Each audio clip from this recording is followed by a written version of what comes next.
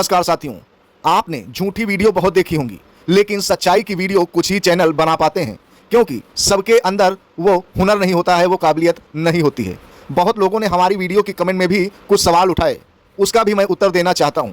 हमारी किसी भी वीडियो में यह नहीं कहा गया कि उत्तर प्रदेश के पीआरडी जवान राज्य कर्मचारी हो जाएंगे, ऐसा कहीं भी नहीं दर्शाया गया। लेकिन हाँ, इतना जरूर कहा गया कि परिवर्तन जरूर कुछ ना कुछ देखने को मिलेगा, क्योंकि युवा कल्याण विभाग सेवारत घोषित किया गया है। ऐसे में कुछ अन्य दायित्व, अन्य जिम्मेदारियां, अन्य नियमों में भी कहीं ना कुछ परिवर्तन अवश्य होते हैं, जिसका कहीं ना कहीं फायदा मिलता है। लेकिन पीआरडी जवानों को कोई विशेष लाभ मिलेगा या नहीं मिलेगा, इस पर बारीकी आंकलन करने की जरूरत है, और मैं इसको एक आंकलन करने का तरीका आपको बताता हूँ। आप अपने मोबाइल में जीपीटी ऐप को डाउनलोड कर लीजिए। उस ऐप में ईमेल आईडी से रजिस्टर्ड करने के बाद आप जो है सेवारत घोषित किए जाने आदेश को क्लिक करिए। उसके बाद उसके रिएक्शन को देखिए, आपको सारी हकीकत वो अपने आप स्वतः बयां कर देगा। हकीकत कहीं छुपती नहीं, क्योंकि जीपीटी ऐप पर लाखों विद्वानों ने काफ़ी रिसर्च किया है और उस एप्लीकेशन को तैयार किया है, जो कि एआई के रूप में कार्य करता है। कहीं ना कहीं उसमें अधिकतम सच्चाई भी दिखती है, लेकिन पूर्ण रूप से झूठी है या पूर्ण रूप से सत्य है, ये भी नहीं कहा जा सकता। संशय हर जगह रहता है, क्योंकि लोगों के विचार हैं वहाँ पे, रिजल्ट नहीं है। रिजल्ट अगर आपको देखना है तो आपको समय पर भरोसा करना पड़ेगा, इंतजार करना पड़ेगा। फिलहाल आज की हमारी वीडियो का मुद्दा है कि युवा कल्याण विभाग सेवारत घोषित हुआ, पीआरडी क्यों नहीं।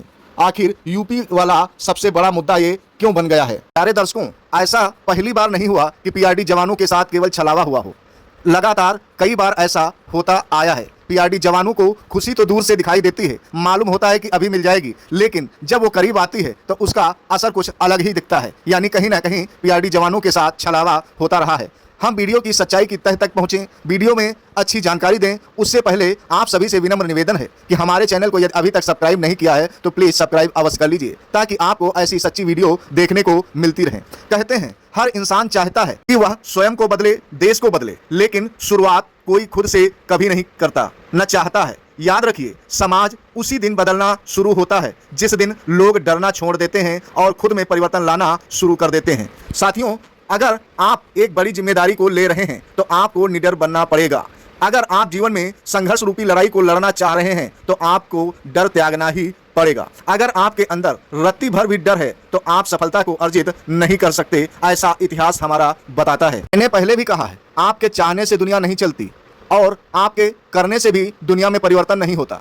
परिवर्तन जब लोगों की आवश्यकता बन जाता है तब होता है। एक के चाहने से कुछ नहीं होता, लेकिन हाँ, शुरुआत अवश्य हो सकती है। फिलहाल आइए सीधे चलते हैं पीआरडी जवानों के उस गंभीर मुद्दे की तरफ, जो यूपी के लिए सबसे बड़ा मुद्दा बना हुआ है आज के समय में, जिस कारण कई पीआरडी जवानों को कुछ चैनल कहीं ना कहीं अपनी वीडियो, अपनी न्यूज के माध्यम से गुमराह कर रहे हैं। कुछ अशिक्षित लोग भी सोशल मीडिया चैट के माध्यम से भी लोगों को गुमराह करने का कार्य करते रहते हैं। लेकिन अभी जो सोशल मीडिया पर खूब धड़ल्ले से वायरल हो रहा है कि पीआरडी जवान राज्य कर्मचारी बना दिए गए हैं, ऐसा कुछ नहीं है।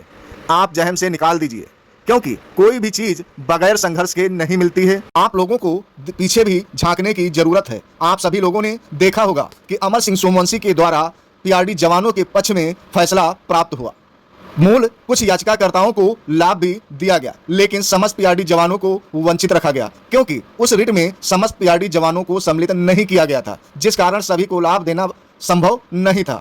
अतः अमर सिंह सोमवंशी को बेइज्जती का सामना करना पड़ा। बहुत से पीआरडी जवानों ने उन्हें बहुत अभद्र शब्द भी कहे, काफ़ी नाराजगी भी जाहिर की, जिसका आज असर देखने को मिल रहा है। उसके बाद प्रदेश अध्यक्ष शमशेर अहमद पर लोगों ने कुछ प्रतिशत भरोसा जो है बढ़ाया, लेकिन शमशेर अहमद की रिट में भी शमशेर बनाम 4 अन्य याचिकाकर्ता ही दिखाई दिए। लेकिन लोगों को लगा कि संगठन रजिस्टर्ड है, समस्त पीआरडी जवानों को लाभ मिलेगा, लेकिन ऐसा उसमें भी नहीं दिखाई दिया। उसमें भी शमशेर बनाम 4 अन्य लोगों के लिए आदेश पारित किया गया। उसके बाद पुनः वही गुमराह करने की प्रक्रिया सोशल मीडिया पर वायरल होने लगी और कहीं ना कहीं चंदा इकट्ठा किया जाने लगा। आखिर पीआरडी जवानों को ऐसे यूं ही कब तक गुमराह करते रहेंगे। इसका अगर गुमराह होने का प्रमुख कारण भी देखा जाए तो पीआरडी जवान स्वयं है, क्योंकि यह भरोसा दूसरे पर ज्यादा करते हैं, अपने पर बहुत कम, जिसका सबसे बड़ा जीता जागता उदाहरण आज के समय में पीआरडी जवान स्वयं देख सकते हैं। बहुत से पीआरडी जवान यही चाहते हैं कि जैसे तैसे ड्यूटी चलती रहे, जीवन तो कट ही जाएगा, लेकिन उनको ये नहीं मालूम कि आपके साथ में रहने वाले हजारों जो शिक्षित पीआरडी जवान हैं, आपके चक्कर में उनका जीवन भी तबाह हो रहा है। वो भी जिल्लत भरी जिंदगी जीने को मजबूर हो रहे हैं, केवल आप लोगों के सहयोग को न प्राप्त करने के खातिर। उसके बाद विभाग भी उनके साथ मजाक कर रहा है। यूपी में सबसे बड़ा मजाक का मुद्दा बन गया है तो वो है पीआरडी विभाग। सब कुछ बदल रहा है, पूरा यूपी बदल रहा है, नई नई योजनाएं आ रही हैं, नए नए कानून बन रहे हैं, लेकिन पीआरडी जवानों के हित में क्या बन रहा है आज तक किसी को कुछ नहीं पता। अधिकारियों के मन में जो आ गया सो कर दिया, नहीं आया नहीं किया। अगर मामला गर्म हो गया तो फाइल थोड़ा आगे बढ़ जाती, मामला ठंडा हो गया वहीं जो है धूल लगने लगी।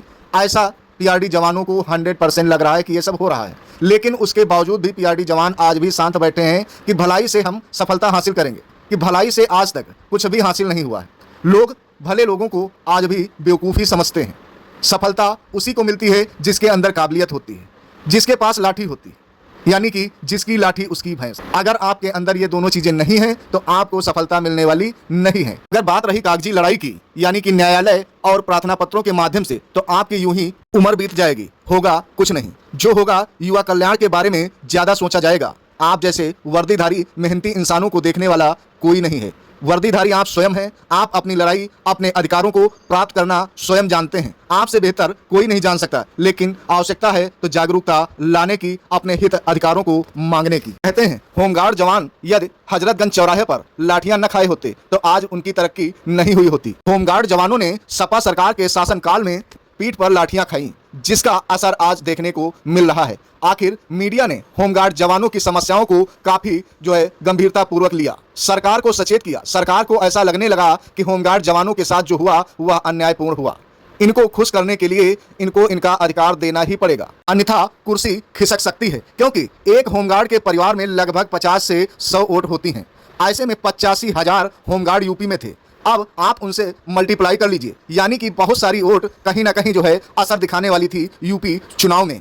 इसीलिए होमगार्ड को जो है आगे बढ़ाने का कार्य किया गया।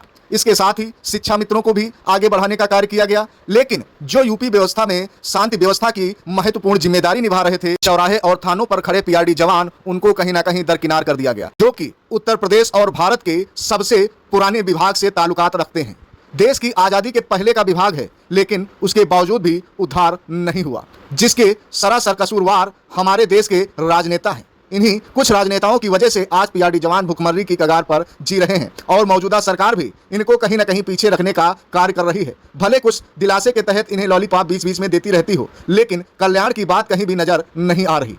चौराहों पर सबसे ज्यादा प्रदूषण झेलने वाले, सबसे ज्यादा मेहनत करने वाले और जिस कारण सबसे ज्यादा बीमार पड़ने वाले इन जवानों को देख रेख और इलाज हेतु कोई भी सुविधा नहीं मिलती है। उसके बावजूद भी इतनी कम सैलरी और इतनी कम सैलरी में इतना जोखिम भरा काम करना वास्तव में काबिले तारीफ है।